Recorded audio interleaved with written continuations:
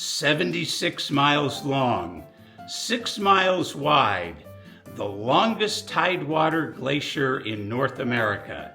Today we're going to explore the spectacular Hubbard Glacier. Hi, I'm Eric Ball.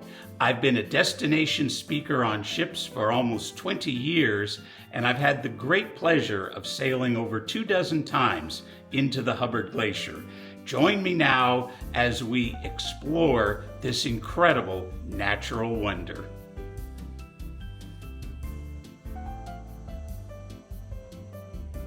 Over the past 15 years, I've had the opportunity as a ship speaker to sail into the Hubbard Glacier over 24 times.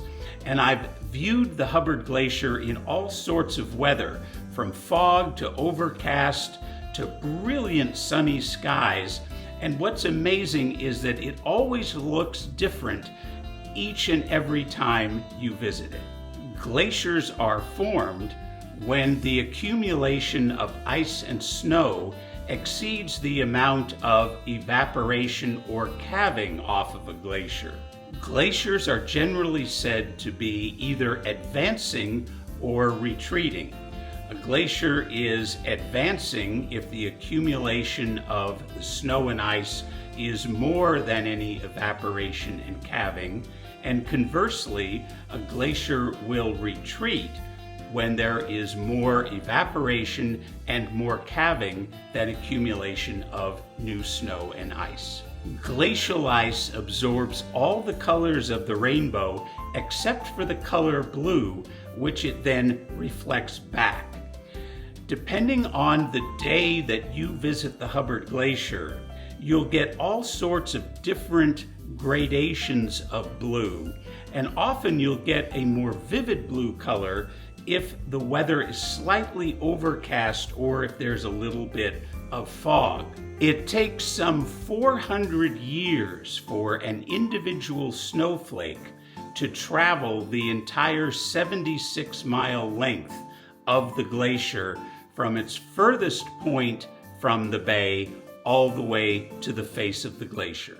As a ship speaker, I'm often asked to provide commentary from the bridge as the ship sails in to Disenchantment Bay.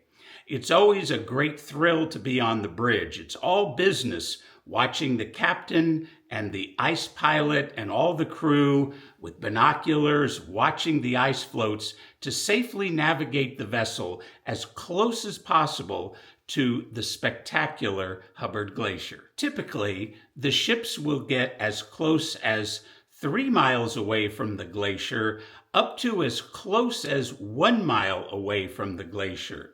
It all depends upon the conditions of the ice floats in the bay and the safety of the vessel navigating as close as possible to the Hubbard Glacier. When the ship is able to get about a mile or so away from the face of the Hubbard Glacier, then typically we can see into the entrance into the Russell Fjord. Because the Hubbard Glacier is an advancing glacier, there have been 2 times in the recent past where the Hubbard Glacier surged forward and cut off the Russell Fjord. That happened in both 1986 and in the year 2002. In both cases, the water in the Russell Fjord backed up until finally the pressure pushed through the ice and reopened the Russell Fjord. In one instance in 1986, the amount of water that surged forward was the equivalent of 35 Niagara Falls. Scientists are actively keeping track of the progress of the Hubbard Glacier, because if it were ever to permanently seal off the Russell Fjord, it would impact wildlife in the fjord and could potentially cause flooding in the nearby village of Yakutat. Once the ship has reached the closest point to the glacier, the captains will typically spend about 30 to 45 minutes in front of the glacier, and then they will execute what is known as a donut, where they will spin the ship 360 degrees around in front of the face of the glacier so that all the guests may enjoy the spectacular views. The glacier is 6 miles wide at the face, and on a very clear day, you can see Mount Seattle looming over the glacier just slightly to the right of the center as you look at the photo. And Mount Seattle is some 10,350 feet high. The size and enormity of the scenery in Alaska is indeed incredible. The Hubbard Glacier is named for Gardner Hubbard. Mr. Hubbard was the father-in-law of Alexander Graham Bell, who invented the telephone. Hubbard's daughter Mabel, who became Alexander Graham Bell's wife, was deaf, as was Bell's mother. And it was because his wife and his mother were deaf that Alexander Graham Bell studied the phenomenon of sound and how it was produced, and that work led to his development of the telephone. Fortunately for Bell, Hubbard was also a patent attorney and was able to defend Bell's telephone patents and thus securing the family future.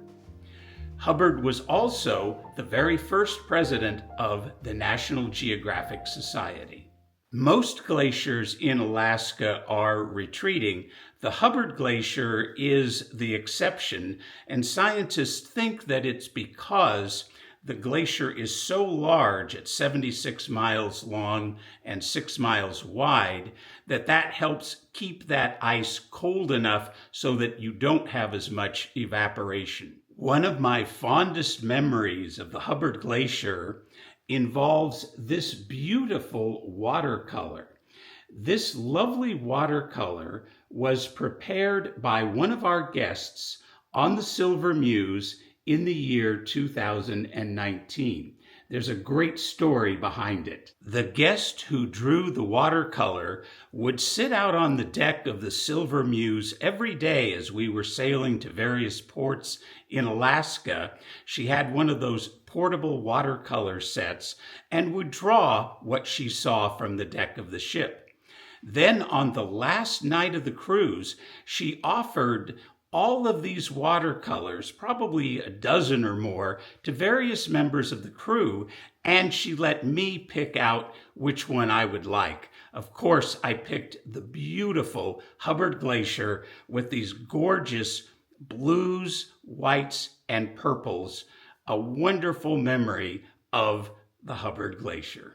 I keep this lovely watercolor on the wedding buffet from my grandparents' wedding in 1917 in my breakfast room and look at it every day. Whenever I'm asked to head up to the bridge to provide commentary for our guests, I always wear this glacier blue tie that my parents bought for me on Kodiak Island some 25 years ago. It's a great memory of their trip and a great way to celebrate the incredible glacier blue unique to all glaciers. As the ship sails out of Disenchantment Bay into Yakutat Bay and then the Gulf of Alaska, I always recommend that our guests head to the stern of the vessel for spectacular views of the Hubbard Glacier. And that's our look at the spectacular Hubbard Glacier. I'm Eric Ball, wishing you calm seas and blue skies. Thank you and bon voyage.